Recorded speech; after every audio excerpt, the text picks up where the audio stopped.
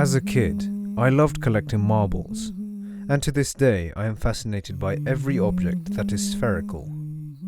I also used to work a dead-end job at Walmart as a stocker, and when I needed to, as a cashier. It was Monday, and nearing the end of my workday. Looking at the clock, I sighed as the hours finally hit midnight, so I began closing the tills. The last customer was in the store, but something seemed off. The client was an older man and wore an eye patch, and seemed to look around him every now and then, twitching as he did so.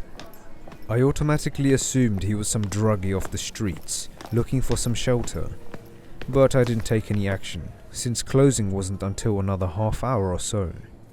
Finally, he proceeded to the checkout, a loop of rope in his hand. He looked me right in the eye and asked me a question. What happened in the aisle near the gardening section? The floor is wet with oil. Tentatively, I grabbed the radio and called for the caretaker, the only other guy in the building. But he didn't respond, so I figured the fat bastard had left early. Finishing up the man's purchase, I watched as he left the building, and then I proceeded to where the oil spillage was. As I approached the end of the hall, I saw that there was indeed oil smeared all over the floor. Sighing, I walked over to the stock cupboard to get a mop, opening the door when I was abruptly shoved.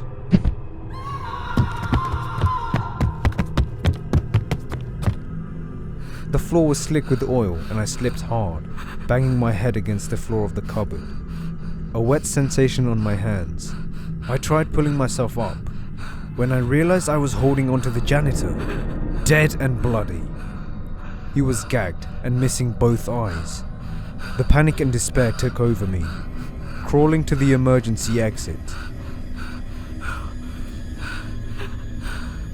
The customer suddenly appeared in front of me holding a baseball bat.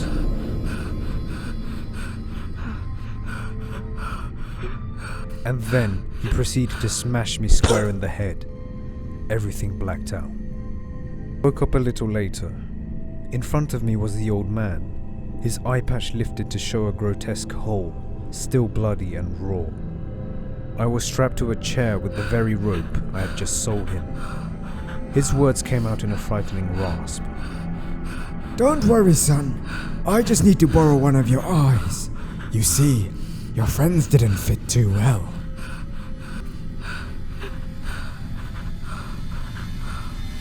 My heart raced as he brought the knife to my face, inches away from my eyes being forced open by his fingers. Luckily, the security alarm went off, probably due to the emergency exit having been left open for so long. The psycho tried to run away, but the supermarket doors closed automatically. I managed to free myself from the ropes, wriggling hard until they became loose. I rushed to the power panel and turned off the generator. The alarm stopped and the lights in the establishment went out. It was the opportune moment for me to act. It was dark and the man couldn't find his way out, so I followed him silently over the cereal cracks. Eventually, he found the emergency exit and started running towards it. Intercepting him, I tackled him from the side, wrestling with his hands, which held the knife so desperately. I punched him in the gut and he seized up, dropping the weapon. Without thinking, I picked it back up and digging into his only eye, gouged it clean out. The shock was so great that he lost consciousness.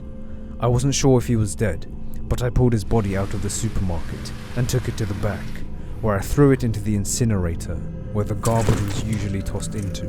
A few fiery infernos later, the man ceased to exist.